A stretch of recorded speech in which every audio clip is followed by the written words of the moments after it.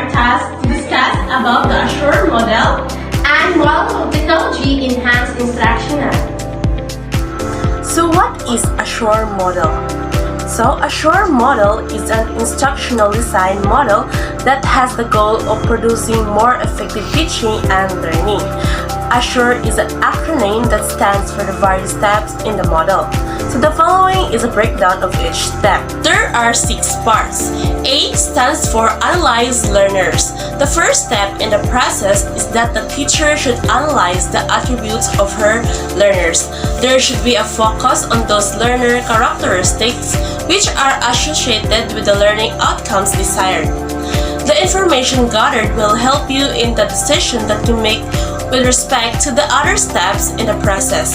When you determine the character of the learners, it will guide you in choosing specific strategies and resources to aid the learning process.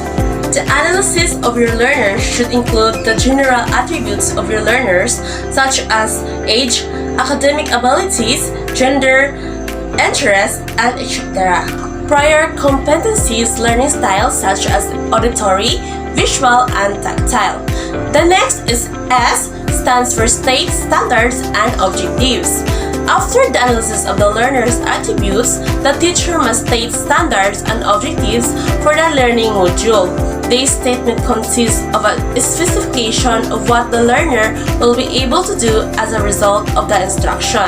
To be more concrete about things, this statement will focus on what learner will know or be able to do as a result of the instruction. An example of this is with medical students. The learners were able to name at least 2 databases or 2 search techniques that they can use to locate medical evidence or particular cases. The objectives can be used in assessing the success of the students, perhaps for grading process. Also, you can use them to let the learners know what will be accomplished through the class. The mark of a good set of learning objectives is conformity to the ABCD's well-stated learning objective. A for audience. For whom is the objective intended? B for behavior. What is the behavior or performance to be demonstrated? C for conditions. What are the conditions under which the behavior or performance will be observed? D for degree. To what degree will the knowledge or skill be mastered? The objective statement should be formulated with verbs that pinpoint the learning objectives. A useful guide to the appropriate verbs to use is contained in Bloom's taxonomy. Remember that assessment can only be based on your learner's behavior. A learner may know some material backwards and forwards but may be able to perform well on a test. The next is S, stands for Select, Strategy, Technology, Media, and Materials. So the second is in the acronym stands for Select, Strategy, Technology, Media, and Materials. Given what your learning objectives are, so it is necessary to pick instructional strategies, technology, and media that will bring about the results that you want. First, you should figure out which delivery method will be best for your instruction. For instance, what proportion of your instruction will be instructor-centered and what proportion will be student-centered. The first of these are strategies such as lecture, demonstration, or showing a video. The second are the strategies such as group discussions or cooperative group work. The next is U, stands for Utilize Technology, Media, and Materials. This is the Assure process concerns making up plans as to how you will utilize the technology, media, and materials that you have selected. As with all of the instructional steps, you must make sure that plans contribute towards producing the objectives that you have laid down. It is important to follow the 5P process to achieve this. The first P is to review the technology, media, and materials. So make sure that the whole lesson will smoothly and seamlessly. So the second P is to prepare the technology. So you need to gather together all of the things that you need to teach your lesson. So the third P is the prepare the environment. So make sure that there are no sources of noise that will disturb the students. So the fourth P is prepare your lessons. You need to clearly inform the learners as to what the learning objectives are. So the last P is the provide a learning experience.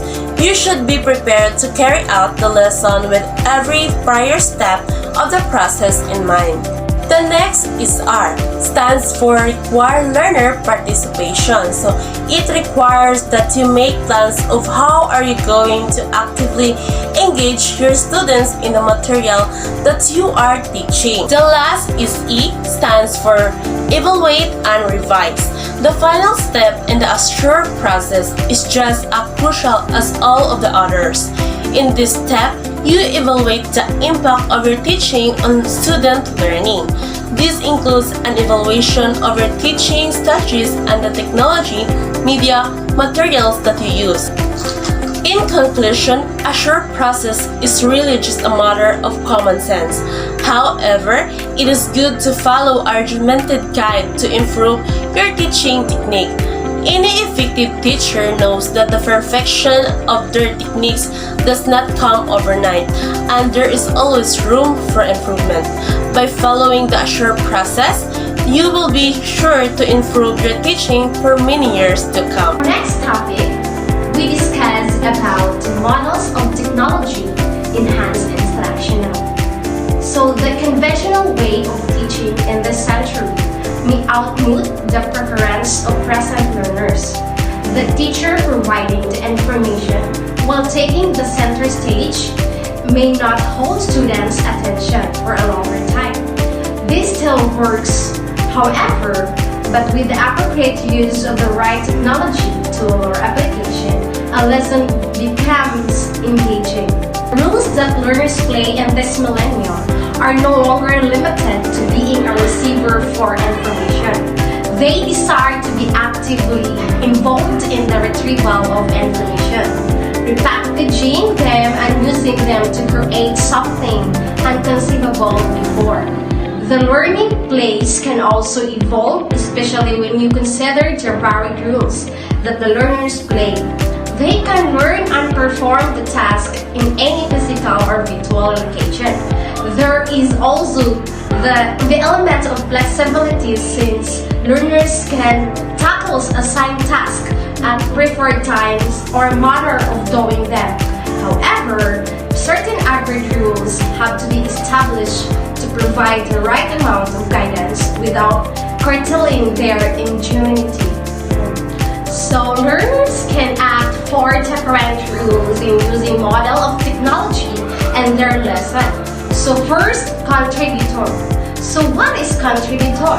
So contributor is learners can upload materials such as video or audio, post a message, submit an output in a Dropbox, or add documents and ebooks and add a picture or contribute to a digital world using a pop-up. Second rule is creators.